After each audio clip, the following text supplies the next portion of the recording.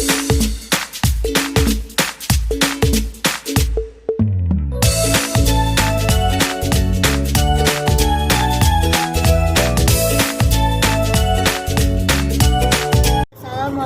warahmatullahi wabarakatuh.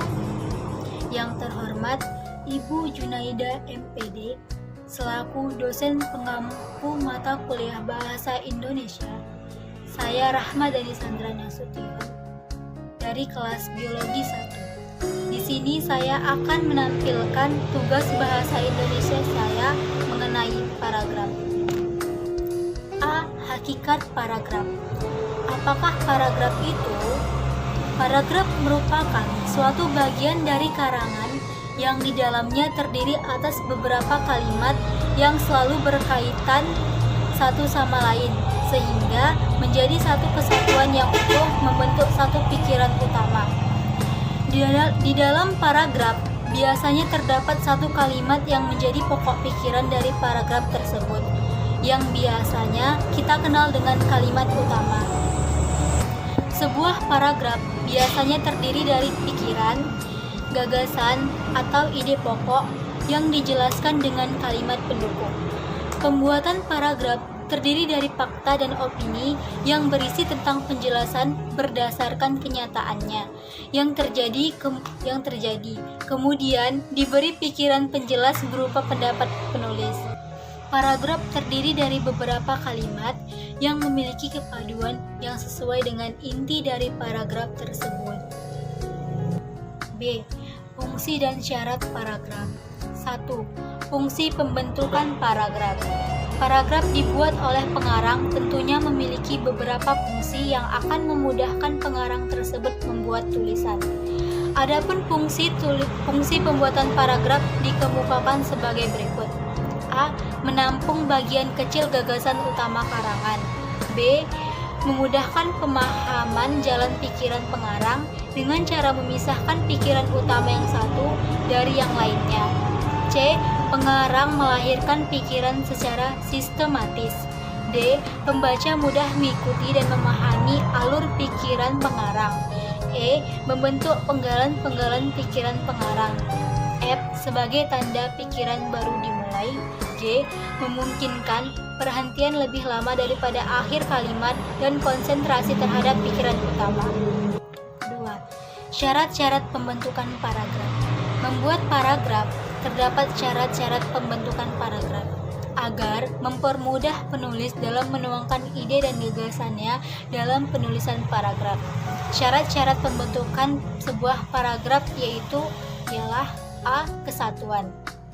Kesatuan memiliki arti bahwa dalam satu paragraf hanya berisi satu pikiran utama. B.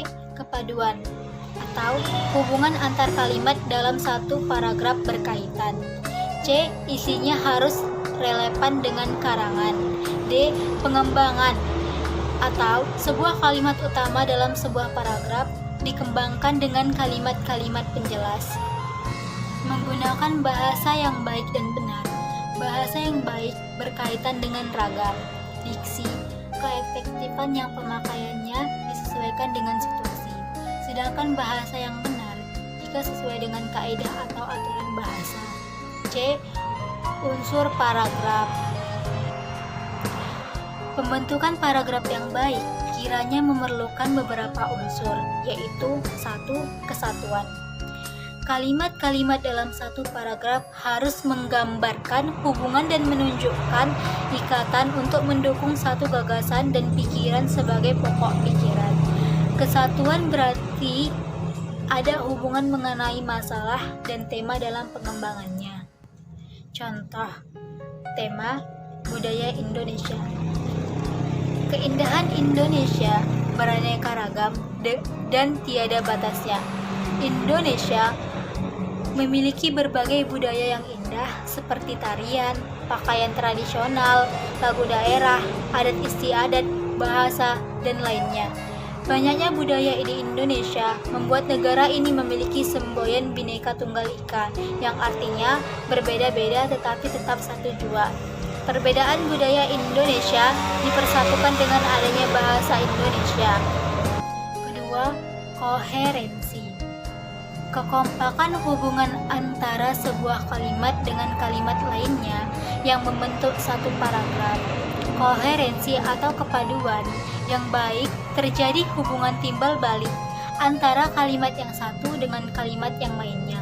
Misalnya, dalam kalimat awal menjelaskan tentang keindahan alam Indonesia, maka dalam paragraf tersebut berisi hal yang sama. Ketiga, pengembangan.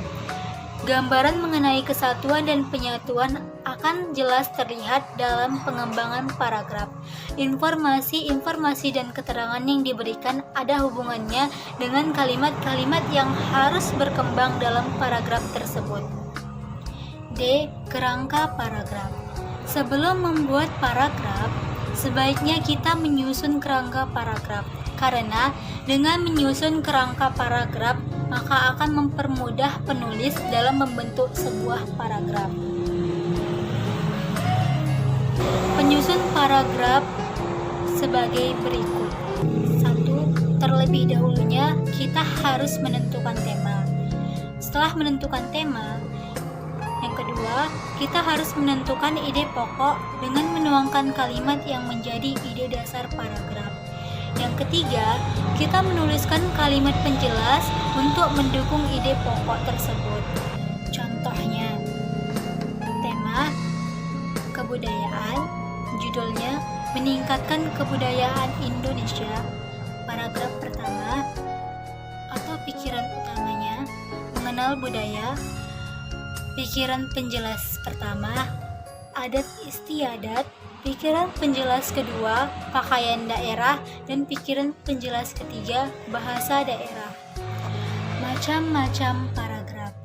Paragraf dapat dibagi berdasarkan isi dan letak kalimat utamanya. Yang pertama, jenis paragraf berdasarkan isi. A. Narasi. Narasi adalah paragraf yang menceritakan atau mengisahkan suatu kejadian atau peristiwa. Contoh paragraf narasi. Sedang duduk tak jauh dari pandanganku, aku mulai gelisah, bahkan jantungku kurasa ingin lepas. Dia memang tak melihatku karena terhalang oleh pengunjung restoran lain. Namun, aku tetap bisa melihatnya meski sedikit terhalang oleh pengunjung lain. Dia menggunakan dress berwarna pink yang sangat anggun dan cocok dikenakan sehingga menambah pesona untuknya. Namun, siapa sangka di saat aku sedang menatapnya dengan pandangan kosong, dengan sedikit tak sadarkan diri, ternyata dia menatapku. Oh tidak, aku merasa gugup. Dia hanya melontarkan senyum padaku dengan menegakkan telapak tangannya seakan menyapaku. Lalu kubalas dengan senyuman. B. Deskripsi. Deskripsi adalah paragraf yang menggambarkan suatu objek sehingga pembaca seakan bisa melihat, mendengar, atau merasa objek yang digambarkan itu. Objek yang dideskripsikan dapat berupa orang, benda, atau tempat. Ciri-cirinya ada objek yang digambarkan. Contoh paragraf deskripsi. Lapisan ozon semakin menipis. Hutan-hutan tropis juga meranggas. Gurun semakin kering dan meluas. Akibatnya, suhu bumi menjadi meningkat. Cuaca tidak menentu dan bencana alam semakin banyak terjadi. Kesimpulannya adalah bumi semakin kritis. Siapa yang harus bertanggung jawab? Pasti manusia. C. Eksposisi. Eksposisi adalah paragraf yang menginformasikan suatu teori, teknik, kiat, atau petunjuk sehingga orang yang membacanya akan bertambah wawasan. Ciri-cirinya ada informasi. Dalam pembuatan paragraf eksposisi, ada teknik-teknik yang harus kita perhatikan, yaitu teknik pengembangan eksposisi. Teknik pengembangan eksposisi ini terdiri dari 6 teknik. Yang pertama, teknik identifikasi. Teknik identifikasi ialah sebuah teknik pengembangan eksposisi yang menyebutkan ciri-ciri atau unsur-unsur yang membentuk suatu hal atau objek sehingga pembaca dapat mengenal objek itu dengan tepat dan jelas. Yang kedua, teknik perbandingan. Teknik yang digunakan untuk mengungkapkan kesamaan-kesamaan atau perbedaan-perbedaan antara satu hal dengan hal yang lainnya. Dalam menyampaikan uraian dengan teknik perbandingan, hal yang harus kita perhatikan adalah tujuan penggunaannya. Teknik yang dapat digunakan untuk menyampaikan perbandingan adalah perbandingan langsung, analogi, perbandingan kemungkinan. Yang ketiga, teknik ilustrasi. Teknik ini berusaha memberikan gambaran, contoh-contoh, atau penjelasan yang khusus dan nyata. Keempat, teknik klasifikasi. Teknik klasifikasi ini merupakan suatu metode untuk menempatkan barang-barang atau mengelompokkan bermacam-macam subjek dalam satu sistem kelas. Yang kelima, ada teknik definisi. Definisi adalah penjelasan terhadap arti kata atau pengertian suatu kata, frasa, atau kalimat. Yang keenam, ada teknik analisis. Teknik analisis merupakan cara memecahkan suatu pokok masalah. Teknik analisis ini dibagi atas 4 analisis. Yang pertama, analisis sebab akibat, analisis bagian, analisis fungsional, dan analisis proses.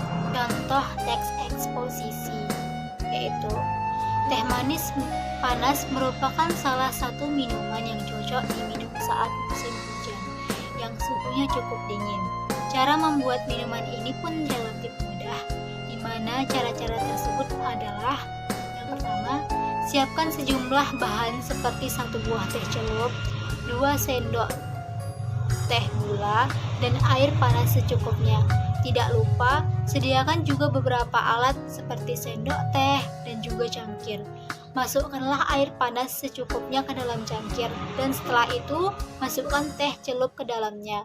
Tunggulah hingga air panas berwarna coklat kemerahan. Setelah air berwarna coklat kemerahan, barulah masukkan 2 sendok makan gula putih ke dalam air tersebut. Aduk hingga gula bercampur dengan air dan air teh pun menjadi terasa lebih manis. Teh manis pun siap untuk disajikan. D. Argumentasi. Argumentasi adalah paragraf yang mengemukakan suatu pendapat beserta alasannya. Ciri-cirinya ada pendapat dan ada alasannya. Contoh paragraf argumentasi. Pergantian tahun hampir tiba. Tahun baru adalah waktu yang ditunggu-tunggu bagi setiap keluarga untuk menghabiskan waktu berlibur bersama.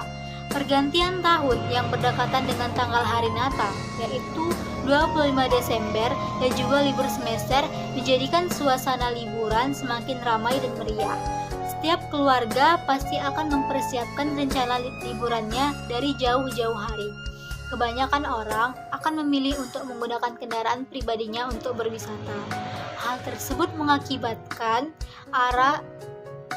arus lalu lintas pada masa liburan menjadi semakin padat. Akibatnya, tak jarang karena kemacetan yang ditimbulkan, waktu tempuh perjalanan semakin sangat lama. E. Persuasi.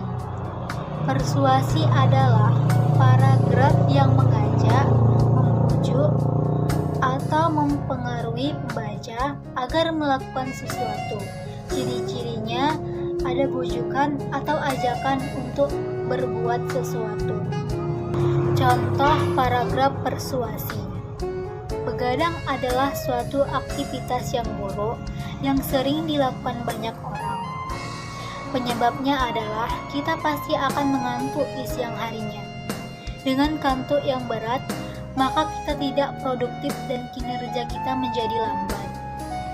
Kerja kita akan kacau karena mengantuk, yang masih pelajar tidak bisa menangkap pelajaran dengan baik, dan masih banyak keburukan lainnya. Bukan hanya orang dewasa saja, Sering sekali dijumpai anak-anak muda juga begadang sampai larut malam. Nongkrong di pinggir jalan, di warung kopi, atau hanya sekedar main bareng sampai larut malam. Semuanya sama saja. Kegiatan ini sangat merugikan sekali. Mungkin juga salah satu sebab begadang terjadi adalah karena terlalu banyak minum kopi yang bisa membuat seseorang itu sulit tidur. Maka dari itu, mari kita semua hindari apa saja yang membuat kita sulit tidur. Dengan begitu, kita bisa lebih produktif pada siang harinya. Kita juga akan bertambah sehat. Yang kedua, jenis paragraf berdasarkan letak kalimat utamanya. A. Paragraf deduktif. Paragraf deduktif adalah paragraf yang dimulai dengan mengemukakan persoalan pokok atau kalimat topik, kemudian diikuti dengan kalimat-kalimat penjelas. Contoh paragraf deduktif. Social distancing menjadi solusi dari pemerintah dalam mengatasi masalah pandemi yang saat ini terjadi. Hal ini dipilih karena bisa mengurangi resiko penularan antara satu orang dengan orang lainnya. Langkah ini juga sudah dijalankan di beberapa negara yang juga terkena pandemi virus COVID-19, seperti di Italia, Amerika Serikat, dan masih banyak lagi. Hal ini memang akan melimitasi mobilitas dari masyarakat, namun dinilai dapat mengurangi jumlah pasien karena pandemi global ini. B. Paragraf induktif. Paragraf induktif adalah paragraf yang dimulai dengan mengemukakan penjelasan-penjelasan kemudian diakhiri dengan kalimat topik. Paragraf induktif dapat dibagi ke dalam 3 jenis, yaitu generalisasi, analogi, dan kasualitas. 1. Generalisasi. Generalisasi adalah pola pengembangan paragraf yang menggunakan beberapa fakta khusus untuk mendapatkan kesimpulan yang bersifat umum. Contoh paragraf generalisasi yaitu pemerintah telah menjadikan Pulau Komodo sebagai habitat pelestarian komodo di ujung kulon. Pemerintah membuat cagar alam untuk pelestarian badak bercula satu. Selain itu, sejumlah undang-undang dibuat untuk melindungi hewan langka dari incaran pemburu. Banyak cara yang telah dilakukan pemerintah untuk melestarikan hewan-hewan langka. Yang kedua, analogi. Analogi adalah pola penyusunan paragraf yang berisi perbandingan dua hal yang memiliki sifat yang sama. Pola ini berdasarkan anggapan bahwa jika sudah ada persamaan dalam berbagai segi, maka akan ada persamaan pula dalam bidang yang lainnya. Contoh paragraf analogi. Sifat manusia ibaratkan padi yang terhampar di sawah yang luas. Ketika manusia itu meraih kepandaian, kebesaran, dan kekayaan, sifatnya akan menjadi rendah hati dan dermawan. Begitu pula dengan padi yang semakin berisi, ia akan semakin merunduk. Apabila padi itu kosong, ia akan berdiri tegak. Demikian pula dengan manusia yang tidak berilmu dan tidak berperasaan, ia akan sombong dan garang. Oleh karena itu, kita sebagai manusia apabila diberi kepandaian dan kelebihan, bersikaplah seperti padi yang selalu merunduk. Dalam contoh paragraf tersebut, penulis menjelaskan tentang perbandingan manusia yang berilmu dan tidak berilmu. Jadi kesimpulannya, bahwa kita sebagai manusia apabila memiliki kelebihan dan kepandaian, bersikaplah merunduk seperti padi dan jauhilah sifat sombong dan garang tersebut. Ketiga, hubungan kausal. Hubungan kausal adalah pola penyusunan paragraf dengan menggunakan fakta-fakta yang memiliki pola hubungan sebab akibat. Contohnya, jika hujan-hujanan, kita akan sakit kepala. Atau Rini pergi ke dokter karena ia sakit kepala. Ada 3 pola hubungan kausalitas, yaitu sebab akibat, akibat sebab, dan sebab akibat 1, akibat 2. Contohnya, A. Sebab akibat. Penalaran ini berawal dari peristiwa yang merupakan sebab, kemudian sampai pada kesimpulan sebagai akibatnya. Polanya adalah A mengakibatkan B. Contohnya, kemarau tahun ini cukup panjang sebelumnya. Pohon-pohon di hutan sebagai penyerap air banyak yang ditebang. Di samping itu, irigasi di desa ini tidak lancar. Tambah lagi dengan harga pupuk yang semakin mahal dan kurangnya pengetahuan para petani dalam menggarap lahan pertaniannya. Oleh karena itu, tidak mengherankan panen di desa ini selalu gagal. B. Akibat sebab. Dalam pola ini, kita memulai dengan peristiwa yang menjadi akibat. Peristiwa itu kemudian kita analisis untuk mencari penyebabnya. Contohnya, hasil panen para petani di desa Cikaret hampir setiap musim tidak memuaskan. Banyak tanaman yang mati sebelum berbuah karena diserang hama. Banyak pula tanaman yang tidak berhasil tumbuh dengan baik. Bukan itu saja, pengairan pun tidak berjalan dengan lancar dan penataan letak tanaman tidak sesuai dengan aturannya. Semua itu merupakan akibat dari kurangnya pengetahuan para petani dalam pengolahan pertanian. C. Sebab akibat 1, akibat 2. Suatu penyebab dapat menimbulkan serangkaian akibat. Akibat pertama berubah menjadi sebab yang menimbulkan akibat kedua. Demikian seterusnya, hingga timbul rangkaian beberapa akibat. Baru-baru ini, petani Cimanu gagal panen karena tanaman padi mereka diserang hama. Peristiwa ini menelan kerugian ratusan juta rupiah. Selain itu, distribusi beras ke kota-kota besar seperti Jakarta dan Bandung terganggu. C. Paragraf campuran. Paragraf campuran adalah paragraf yang dimulai dengan mengemukakan persoalan pokok atau kalimat topik, kemudian diikuti kalimat-kalimat penjelas, dan diakhiri dengan kalimat topik. Kalimat topik yang ada pada akhir paragraf merupakan penegasan dari awal paragraf. Contohnya, hutan mempunyai peranan penting bagi seluruh makhluk hidup. Penambangan hutan secara ilegal terus-menerus meningkat sehingga hutan mengalami kegundulan. Padahal hutan berfungsi dalam mencegah bencana longsor, pemanasan global, dan tempat berkembangnya jenis-jenis hewan dan jenis-jenis tumbuhan yang dapat bermanfaat bagi kehidupan manusia.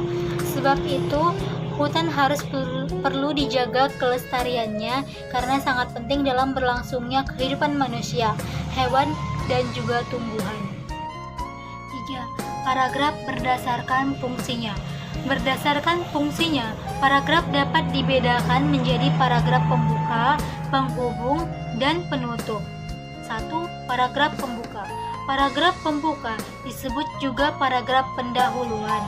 Paragraf ini berisi ancaman-ancaman atau arahan tentang apa yang akan diuraikan atau dibahas pada bagian isi wacana.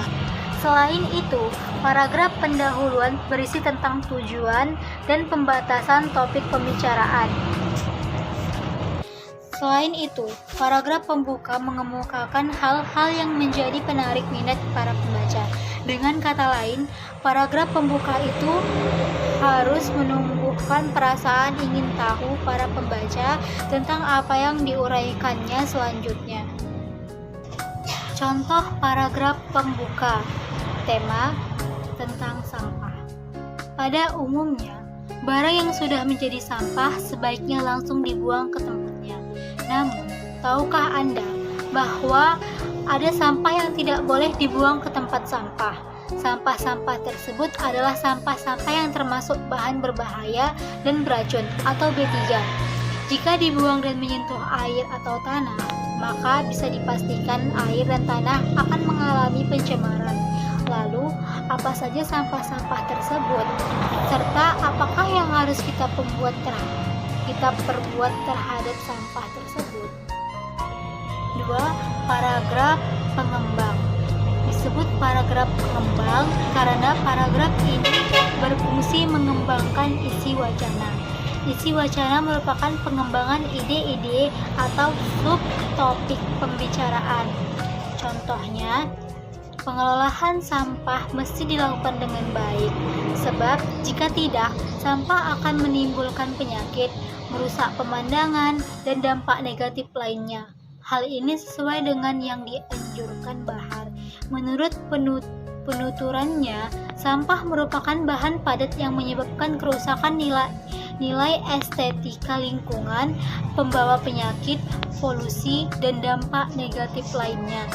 Mendaur ulang sampah, baik organik maupun anorganik, menjadi solusi yang dapat digunakan untuk mengelola sampah-sampah yang ada. Sampah-sampah tersebut bisa didaur ulang menjadi pupuk, kerajinan tangan, hingga pembangkit listrik. Oleh karena itu, mengelola sampah dengan cara daur ulang mesti dilakukan secara optimal. Hal itu dilakukan agar sampah tidak memberikan dampak buruk baik bagi manusia maupun lingkungannya. Ketiga, paragraf penutup. Paragraf penutup ialah paragraf yang mengakhiri sebuah uraian, bisa mengandung bermacam-macam maksud atau isi, seperti kesimpulan uraian, saran atau harapan, penegasan, kritikan, dan rangkuman isi uraian atau resume. Contoh paragraf penutup. Dari pemaparan di atas, kita bisa simpulkan bahwa sampah elektronik adalah sampah yang sulit diurai layaknya sampah plastik. Salah satu alternatif mengelola sampah ini adalah didaur ulang menjadi barang yang berguna. Hal ini perlu dilakukan karena sampah ini tidak bisa dibuang ke tempat sampah. Jika dibuang ke tempat sampah, maka pencemaran lingkungan pun akan terjadi. Sekian presentasi dari video saya ini. Semoga dapat bermanfaat bagi diri saya sendiri maupun bagi orang lain. Apabila terdapat kesalahan dalam pengucapan, saya mohon maaf.